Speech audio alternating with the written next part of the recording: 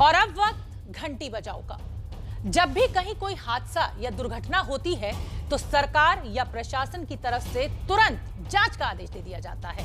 कुछ दिनों तक सवाल जवाब होते रहते हैं और फिर पूरे मामले को ठंडे बस्ते में डाल दिया जाता है, क्योंकि अगर किसी जांच का कोई नतीजा निकलता तो एक ही तरह का हादसा बार बार नहीं होता।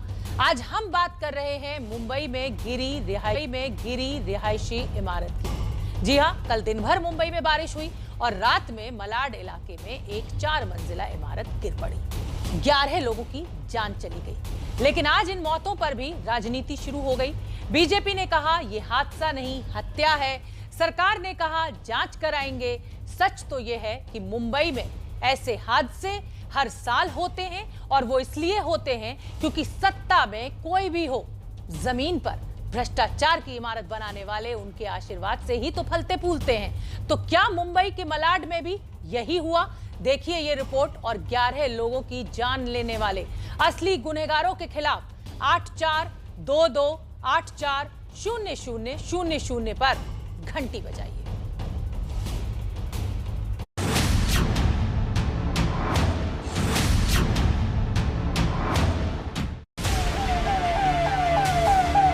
मलाड मालवानी इलाके में बुधवार रात 11 बजे के करीब एक इमारत हादसा हुआ।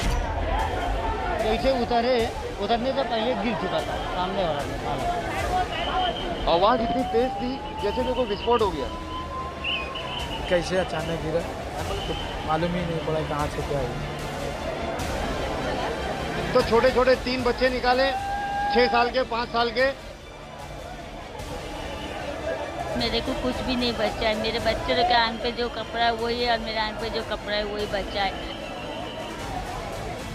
ये जो आप इमारत देख रहे हैं इससे ठीक बगल का जो इमारत है ग्राउंड +3 स्ट्रक्चर का, वो इस हादसे का शिकार हुआ। हर साल मानसून में इस प्रकार के हादसे होते हैं। लोगों के मकान कम पड़ रहे थे, इलीगली लोगों ने 2-2 फ्लोर के मकान बना लिए। ये सच्चाई है। इस तरह के स्ट्रक्चर खड़े हैं बहुत सारे। ये धोखादायक है, डेंजरस है।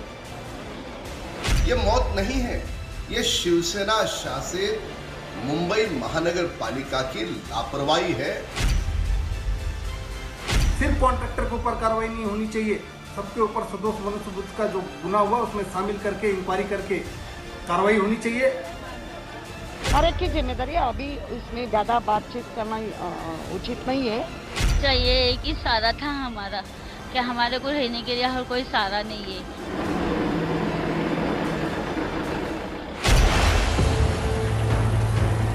रात के अंधेरे में मुंबई पर ये आफत क्यों आई?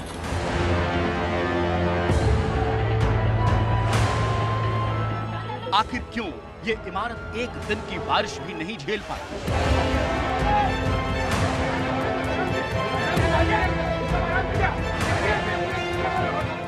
क्या वजह है कि मुंबई में हर साल इसी तरह इमारतें ढह जाती हैं?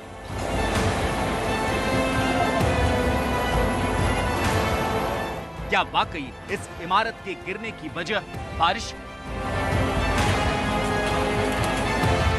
या 11 लोगों की मौत का असल जिम्मेदार कोई और है?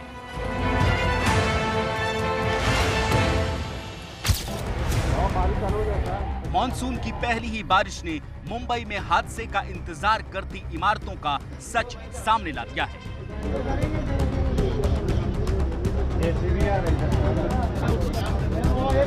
मैं इस वक्त घटनास्थल पर हूं और घटना के 12 घंटे बीत जाने के बाद अभी भी रेस्क्यू चल रहा है। दरअसल अभी भी कुछ लोगों के फंसे होने की आशंका है, जिसके चलते अग्निशमन विभाग और मुंबई महानगर पालिका की टीम लगातार रेस्क्यू ऑपरेशन कर रही है। बीती रात 11 बजे के करीब ये जो आप इमारत देख रहे हैं इससे ठीक बगल का जो इमारत है ग्राउंड +3 स्ट्रक्चर का, वो इस हादसे का शिकार हुआ और पूरी इमारत सामने की ओर ढह गई। सामने की ओर ढह जाने की वजह से सामने का भी घर का जो हिस्सा था वो क्षतिग्रस्त हो गया। इस पूरे हादसे में 20 लोगों की जान पर बनाई, जिसमें से 11 लोगों की मौत हो गई, जबकि 7 लोगों को रेस्क्यू किया गया है, जिन्हें अस्पताल में भर्ती कराया गया है।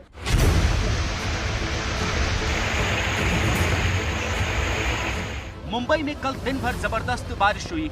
हर बार की तरह इस बार भी मुंबई बारिश में डूबती नजर आने लगी।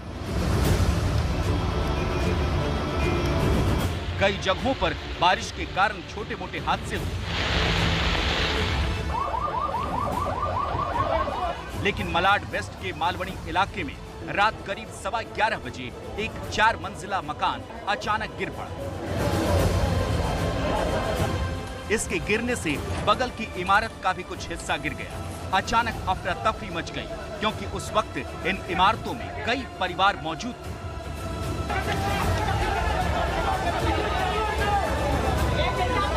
सब फायर ब्रिगेड भी आने में आधा पौन, और सब ये छोकरे लोग मोहल्ले के सब मिलके, हम लोग सब मिलके निकाले उसको। तो छोटे छोटे 3 बच्चे निकाले, 6 साल के, 5 साल के, और वो औरत को भी निकाले, और बाकी वो दूध वाला छोकरे को निकाले। कम से कम 1.5-2 घंटे के बाद में तो अपने चल के गया। जब राहत बचाव का काम शुरू हुआ तो कई मासूमों को बाहर निकाला गया। देखिए कैसे फायर ब्रिगेड की टीम एक 2.5 साल के बच्चे को मलबे से निकाल कर ले जा रही है। इस हादसे में मारे गए 11 लोगों में से 9 एक ही परिवार के थे।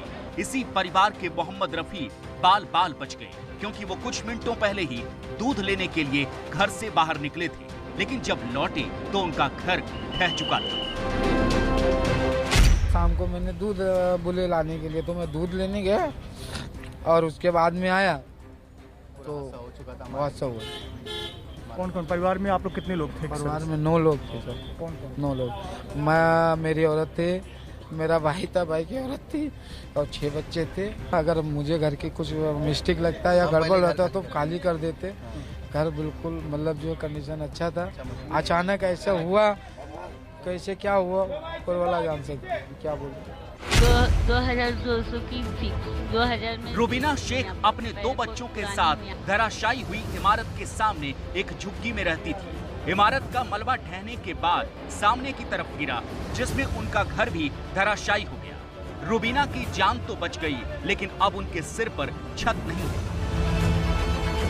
मेरे को कुछ भी नहीं बचा है। मेरे बच्चे के आंख पे जो कपड़ा है वही है, और मेरे आंख पे जो कपड़ा है वही बचा है। बाकी का सब मेरा बर्बाद हो गया है।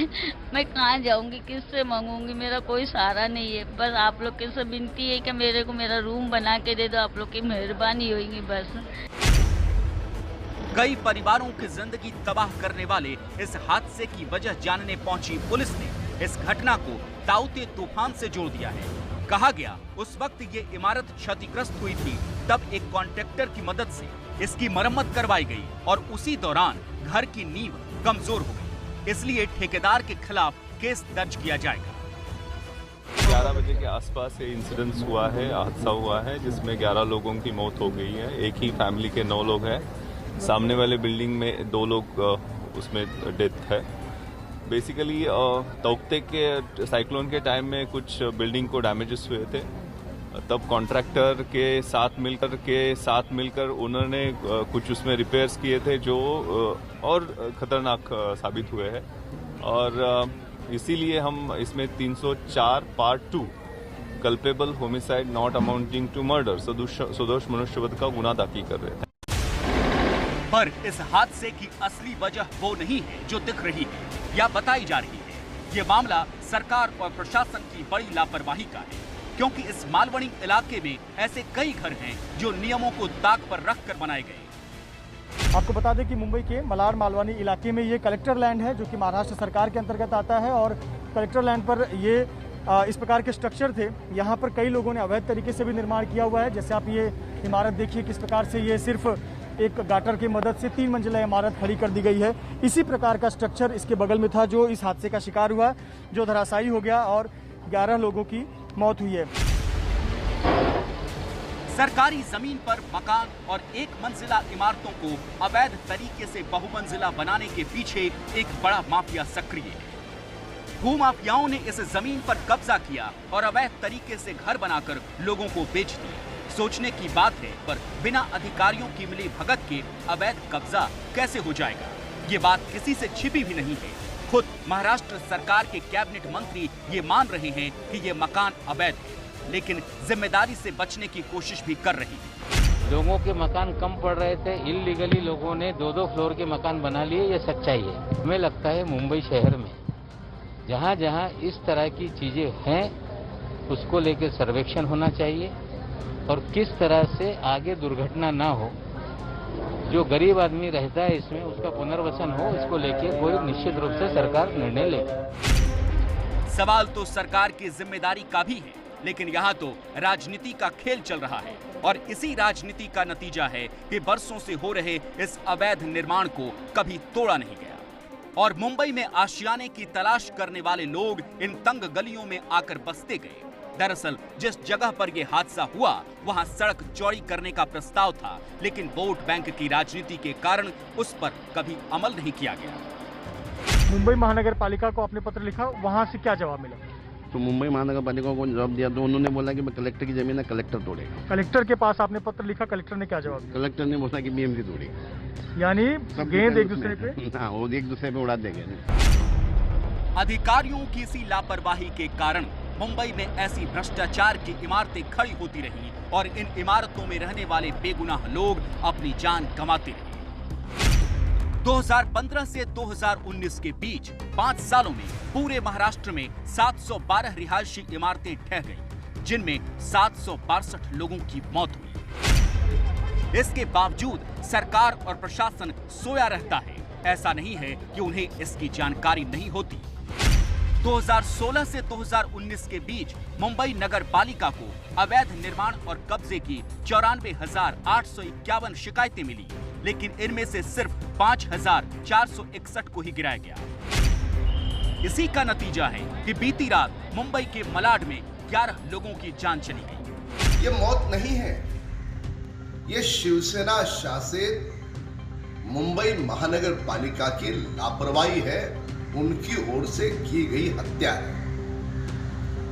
जब इस प्रकार के अवैध निर्माण हो रहे थे, आसमां को छूने वाली झोपड़पट्टियों में हाइट बढ़ाई जा रही थी, ऊंचाई आसमां को छूने जा रही थी, उस समय शिवसेना के मुंबई महानगर पालिका में सत्ता भोगने वाले नेता क्या कर रहे थे, महानगर पालिका क्या कर रही थी?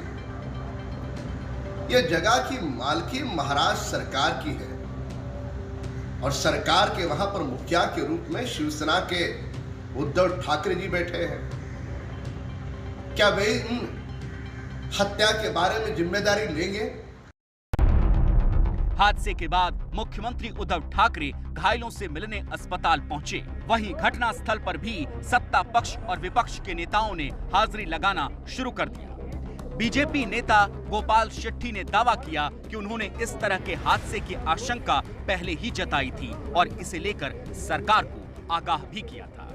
आदित्य ठाकरे जी को और यहाँ के पालक मंत्री असलम शेख दोनों पालक मंत्री है, दोनों को मैंने 20 अगस्त 2020 को लिखित पत्र दिया और उसमें मैंने ये मांग की कि भविष्य में इस प्रकार की दुर्घटना वापस हो सकती है, लेकिन जो जनप्रतिनिधि यहाँ के है, जो सरकार है, उसमें 8 तारीख तक मुझे इस पत्र का एक उत्तर भी दिया नहीं। बीजेपी नगर सेवक का भी दावा है कि उन्होंने 2 साल पहले उप जिला अधिकारी को चिट्ठी लिखकर मलाड के अवैध निर्माण पर कार्रवाई करने के लिए कहा था। सिर्फ कॉन्ट्रैक्टर के ऊपर कार्रवाई नहीं होनी चाहिए, मनपा के अधिकारी हो, चाहे कलेक्टर के अधिकारी हो, चाहे महाडा के अधिकारी हो, सबके ऊपर सदोष मनुष्यबुद्धि का जो गुना हुआ उसमें शामिल करके इंक्वायरी करके कार्रवाई होनी चाहिए और साथ ही साथ इसकी नैतिक जिम्मेदारी लेते हुए वहाँ का प्रतिनिधित्व करने वाले पालक मंत्री असलम शेख जी, आप रिजाइन देना चाहिए। हर एक की जिम्मेदारी है, अभी इसमें ज्यादा बातचीत करना उचित नहीं है। जो मदद है वो कैसी उनके पास पहुंच जाएगी और जो मृत्यु की जिसके घर में दस्तक हुई है उनको कैसा दिलासा दिया जाएगा, ये पहला देखना चाहिए। और भी ये जो सब घर है उसको नोटिस देके नीचे करके लाने के कलेक्टर, महानगर पालिका, इधर की पुलिस, इधर का नेता, सबने करना चाहिए। सवाल तो ये है कि अब तक इन अवैध इमारतों पर कार्रवाई क्यों नहीं हुई? बीएमसी पर शिवसेना का कब्जा है और राज्य में सरकार भी शिवसेना की ही है, इसलिए अब जिम्मेदारी से बचने का और कोई बहाना है नहीं। हर साल मानसून में इस प्रकार के हादसे होते हैं, कई लोग अपनी जान गंवाते हैं, लेकिन प्रशासन या सरकार, मुंबई महानगर पालिका इससे सबक लेती हुई दिखाई नहीं देती है। खानापूर्ति के नाम पर थोड़े बहुत एक्शन लिए जाते हैं, लेकिन वो नाकाफी होते हैं और एक बार फिर से मानसून के पहले दिन ही इतना बड़ा हादसा हुआ है। ऐसे देखना होगा कि सरकार इसे लेकर क्या कदम उठाती है। कैमरामैन धर्मेंद्र पांडे के साथ मृत्युंजय सिंह, एबीपी न्यूज, मुंबई।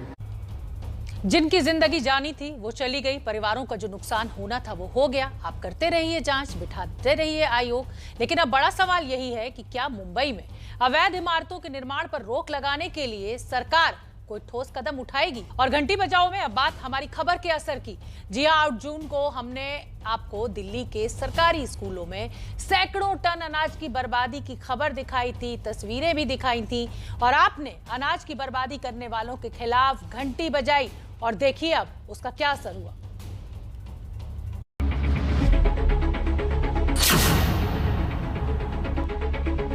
ये दिल्ली के वसंत कुंज का वही सरकारी स्कूल है जहां करीब 500 टन अनाज पिछले 1 साल से सड़ रहा है।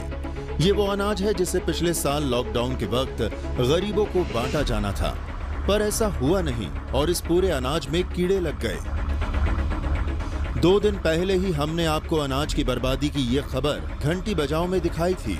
देखे तो तस्वीरें एकदम अपने आप को झकझोर देने वाली थी।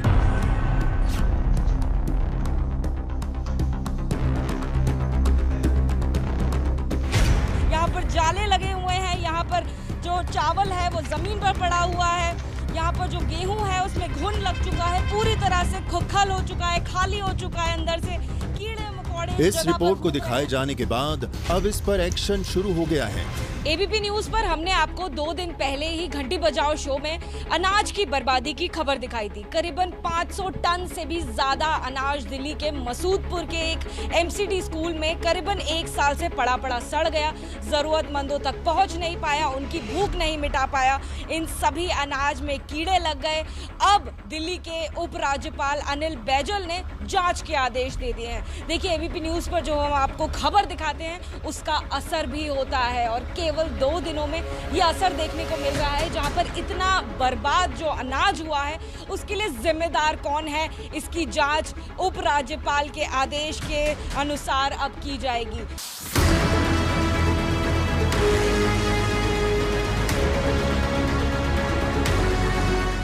गरीबों में बांटा जाने वाला ये अनाज सरकारी अधिकारियों की लापरवाही के कारण यहाँ रखे रखे सड़ गया।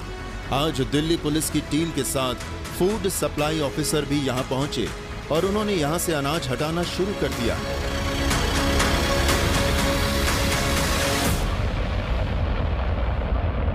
हायर अथॉरिटी मेरी जो असिस्टेंट कमिश्नर साहब हैं, उन्होंने कहा कमिश्नर साहब के ऑर्डर हैं, इस अनाज को हमने सरकारी गोडाउन में पहुंचाना है सिर्फ स्कूल में, वो कार्य हम कर रहे हैं। यहाँ पे अपनी ड्यूटी कर रहा हूँ, मतलब जो मेरे को अपनी हायर अथॉरिटी ने मेरे को ड्यूटी। अनाज की बर्बादी की ये शिकायत दक्षिणी दिल्ली के कई स्कूलों से मिली थी, जिसे लेकर बीजेपी के नेता भी जांच की मांग कर रहे थे। इसके लिए एलजी को पत्र भेजा गया था। एबीपी न्यूज पर खबर चलाने के बाद उप राज्यपाल ने सरकारी स्कूलों में सड़ रहे अनाज के मामले की जांच के आदेश दिए हैं। जांच इसलिए भी जरूरी है क्योंकि यहाँ अनाज के साथ साथ गरीबों के लिए तैयार की गई कोरोना राहत किट भी सड़ रही है। उसी स्कूल की अब हम आपको तस्वीरें दिखाने जा रहे हैं, जहां पर एक दूसरा कमरा आज खुला है, और उस कमरे से जो तस्वीरें बाहर निकल कर आ रही हैं वो बेहद चौंकाने वाली हैं। देखिए, इस पूरे कमरे में आपको राहत किट दिखाई देंगी, और देखिए इन स्टिकर्स पर क्या लिखा हुआ है, और इसके अंदर क्या है देखिए, ये पढ़ लीजिए। 1 किलो इसमें रिफाइंड तेल है, 1 किलो चना है, 1 किलो चीनी है, 1 किलो नमक है, 2 नहाने के साबुन है, 200 ग्राम मिर्ची पाउडर है, 200 ग्राम धनिया पाउडर है, 300 ग्राम हल्दी पाउडर है। अब ये जो है ये पूरी तरह से खराब हो गए हैं।